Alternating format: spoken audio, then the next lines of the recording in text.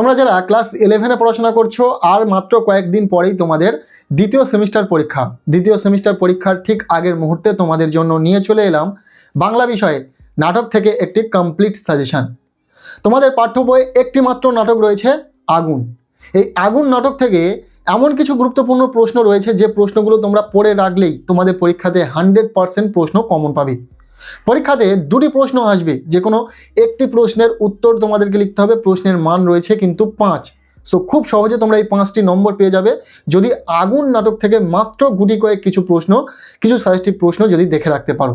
So সেটাই আজকের এই ভিডিওতে বলে দেবো। চলো বিজন ভট্টাচার্যের লেখা আগুন নাটক থেকে কোন প্রশ্নগুলো গুরুত্বপূর্ণ রয়েছে সেগুলো পরপর দেখে নেওয়া যাক।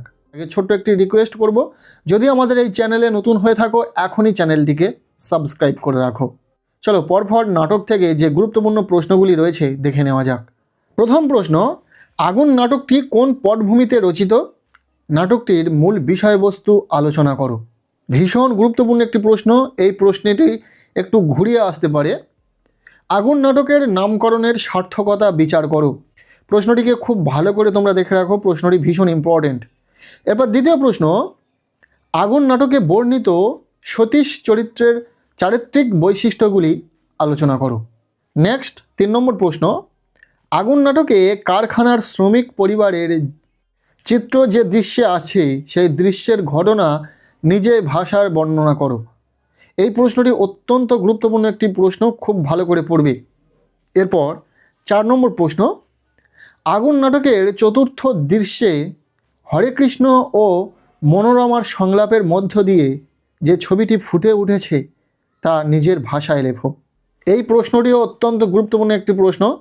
পরপর এই 4টি প্রশ্ন খুব ভালো করে তোমরা পড়বে। এরপর 5 নম্বর যে প্রশ্নটি রয়েছে, আগুন নাটকে নাট্যকার বিজন ভট্টাচার্যের সমাজ সচেতনতার কি পরিচয় পাওয়া যায়? এই 5টি প্রশ্ন যদি তোমরা আগুন নাটক থেকে খুব ভালো করে পড়ে রাখতে পারো তাহলে অবশ্যই তোমরা নাটক থেকে প্রশ্ন কমন পেয়ে যাবে পরীক্ষাতে। পরীক্ষাতে 2টি প্রশ্ন আসবে, একটি প্রশ্নের উত্তর লিখতে হবে, 5 নম্বর রয়েছে। সো খুব সহজে তোমরা ওই 5টি নম্বর পেয়ে যাবে যদি তোমাদের এই প্রশ্নগুলি পড়া থাকে। ইতিমধ্যে আমরা গল্প ও কবিতা থেকে একটি পূর্ণাঙ্গ সাজেশন শেয়ার করেছি। গুটি কয়েক প্রশ্ন বলে দেওয়া হয়েছে, যে প্রশ্নগুলি যদি পড়ো তাহলে গল্প ও কবিতা থেকে 100% তোমাদের পরীক্ষাতে প্রশ্ন কমন পাবে। আর এখন নাটক থেকে প্রশ্ন শেয়ার করে দিলাম। পরবর্তীতে পঞ্চতন্ত্র, এরপর শিল্প সাহিত্য সংস্কৃতির ইতিহাস বা রচনা থেকে যে প্রশ্নগুলো ইম্পর্টেন্ট রয়েছে সেগুলো আমরা শেয়ার করে দেবো। আজকের এই ভিডিওটি এতটুকুই। কেমন লাগলো ভিডিওটি অবশ্যই কমেন্ট সেকশনে জানিও। ভিডিওটি ভালো লেগে থাকলে লাইক করে দাও।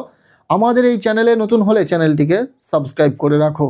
আর পারলে ভিডিওটি বন্ধুদের সাথে প্রচুর শেয়ার করে দাও।